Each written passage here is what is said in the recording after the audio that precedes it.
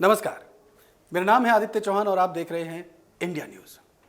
रिया चक्रवर्ती अब अपने ही game plan में फंसती हुई नजर आ रही है। वो सीबीआई के ऑफिस में है, डीआरडीओ ऑफिस में है मुंबई के, और वहां लगातार सीबीआई उनसे पूछताछ कर रही है।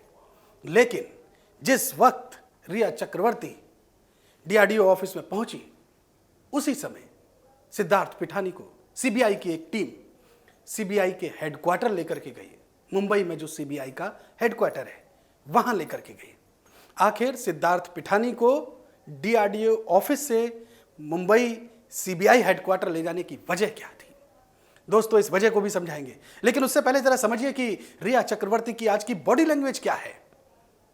पिछले 2 दिन से आपने सुना होगा कि कई मीडिया चैनल्स पर, कई मीडिया प्लेटफॉर्म पर रिया चक्रवर्ती के इंटरव्यूज आ रहे हैं, छोटी छोटी क्लिप्स आनी शुरू हुई, और कल तो डेढ़ पौने 2 घंटे के उसके इंटरव्यू रखे गए। और वो इंटरव्यू क्या थे? वो एक तरीके का एग्जाम था।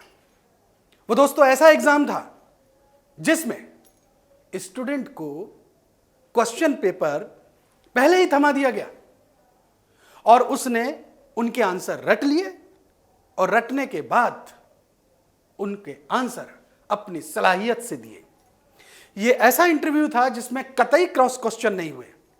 ये इंटरव्यू करने वाले लोग, ये दोस्तों पत्रकारिता के नाम पर एक बदनुमा दाग है। इन लोगों ने जिस तरीके के सवाल रखे हैं उसमें कतई क्रॉस क्वेश्चनिंग नहीं थी। ये ऐसे सवाल थे जहां पर रिया को अपनी बात रखने का सिर्फ मौका ही मौका दिया गया। एक क्रॉस क्वेश्चन तक नहीं पूछा गया उनसे। ड्रग्स की बात हुई, डिप्रेशन की बात हुई, सुशांत के ट्रांजैक्शन की बात हुई। उन सब में रिया चक्रवर्ती सिर्फ खुल करके बात रखती रह गई, और पूरा इंटरव्यू देखिए तो ऐसा लगता है कि जैसे रिया चक्रवर्ती बिल्कुल पाक साफ है। विक्टिम उनको बनाया जा रहा है, विक्टिम कार्ड खेल रही है। यानी एक तरीके का प्लांटेड इंटरव्यू। ये इंटरव्यू अचानक कैसे हुआ? इसकी याद अचानक कैसे आ गई? ऐसा क्या हुआ कि वो रिया चक्रवर्ती जो पिछले कई दिनों से लगातार खामोश बैठी हुई थी, उनके मुंह से एक शब्द नहीं निकल रहा था, ट्विटर, फेसबुक, इंस्टा, सब कुछ खामोश, लॉक्ड, लेकिन पिछले 2 दिनों में ये अचानक हरकत क्या हुई? इसको समझिए दोस्तों। सीबीआई ने, ईडी ने, एनसीबी ने जब अपनी इन्वेस्टिगेशन की तो दोस्तों उसमें 20 बड़े लोगों का नाम सामने आया। सीबीआई ने एक लिस्ट प्रिपेयर की, और इस लिस्ट में जो 20 बड़े नाम हैं उनमें बड़े नेता हैं, बॉलीवुड के बड़े चेहरे हैं, कई बड़े सफेदपोश चेहरे इसमें सामने आए हैं। और जब यह सामने आ गई बात कि अब एनसीबी, ईडी, सीबीआई इन लोगों को भी ग्रिल करेगी, इससे पहले तो ऐसा लग रहा था कि रिया चक्रवर्ती, ईडी कुछ कुछ आरोप लगा रही है और रिया चक्रवर्ती उनके जवाब देकर के उसे आसानी से जमानत मिल जाएगी। लेकिन जैसे ही ड्रग्स का नेटवर्क खड़ा हुआ, उसके बाद जो रिया चक्रवर्ती को जो पैक कर रहे थे लोग, उनके भी होश फाख्ता हो गए। क्योंकि अब रडार पर सिर्फ रिया चक्रवर्ती नहीं, अब तो 20 लोगों की एक लिस्ट है। लिहाजा प्लान बी एग्जीक्यूट किया गया कि रिया चक्रवर्ती अब बाहर आइए, बोलिए, सफाई दीजिए और खुद को विक्टिम बनाइए। और रिया चक्रवर्ती ने क्या काम किया दोस्तों? इंटरव्यूज को देखिए आप, उसमें वो लगातार यही बताने की कोशिश कर रही है कि उनकी फैमिली मुझे लगातार फंसा रही है। वो तो ड्रग्स लेता था सुशांत, वो तो डिप्रेशन का शिकार था, मेरा उसका ट्रांजैक्शन से कोई लेना देना नहीं है, मैंने कुछ नहीं किया, मैं तो बिल्कुल पाक साफ हूं। एक इस तरीके की थ्योरी रिया चक्रवर्ती ने प्लांट की गई। लेकिन आज क्या हो रहा है?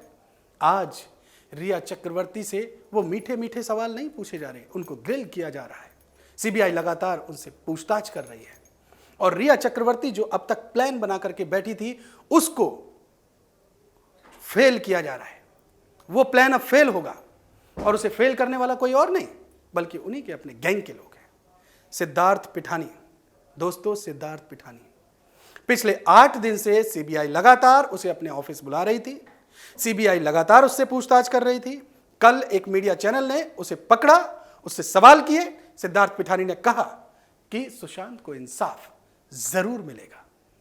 उससे पूछा गया कि भाई आपने क्या क्या बताया सीबीआई को, बोला सब कुछ बता दिया है। दोस्तों, जो इन्फॉर्मेशन हमें मिल रही है, हमारे सूत्रों से हमको जो जानकारी मिल रही है, उसके मुताबिक सिद्धार्थ पिठानी ने यह बताया है कि 13 तारीख की रात में कौन से बाहरी लोग थे जो सुशांत के घर आए थे।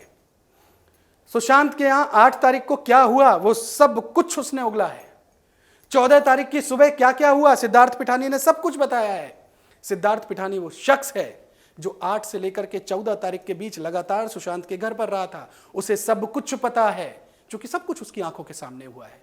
यही वो शख्स है जब दरवाजा खुला 14 तारीख को, जब पहली बार दरवाजे का ताला तोड़ा गया और ताला तोड़ने वाला जब चला गया, उसके बाद जो पहली बार कमरे में दाखिल हुआ तो सुशांत पिठानी ही वो पहला शख्स था जो कह रहा है कि हां, सुशांत सिंह पंखे पे लटके हुए थे। अगर किसी ने सुशांत सिंह को पंखे पे लटके हुए देखा है तो वो कोई और नहीं, सिर्फ नीरज और सिद्धार्थ पिठानी थे।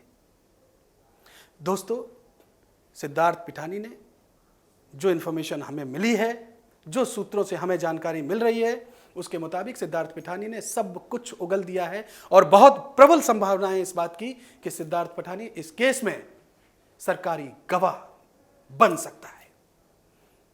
इसीलिए हो सकता है, ये संभावनाएं हैं, कनेक्ट करने की कोशिश करते हैं कि सिद्धार्थ पिठानी अगर सरकारी गवाह बनता है तो सीबीआई की टीम उसे लिखा पढ़त के लिए, फॉर्मेलिटीज कराने के लिए सीबीआई हेडक्वार्टर लेकर के गई हो। दूसरी एक पॉसिबिलिटी क्या बनती है कि जैसे ही रिया डीआरडीओ ऑफिस में दाखिल होती हैं तो एक मानसिक दबाव बनाने के लिए वहां से सिद्धार्थ पिठानी को हटा दिया गया हो। क्योंकि अभी तक की जो भी क्रॉस क्वेश्चनिंग हुई है उसमें नीरज, दीपेश सावंत और सिद्धार्थ पिठानी के जो बयान हैं वो आपस में मैच नहीं कर रहे हैं।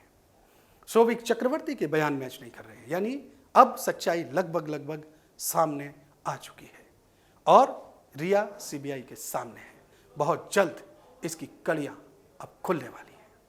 यानी जो प्लान रिया चक्रवर्ती ने बनाया था वो अब फेल हो रहा है और बहुत प्रबल संभावना है कि सिद्धार्थ पिठानी इस केस में सरकारी गवाह बन जाए।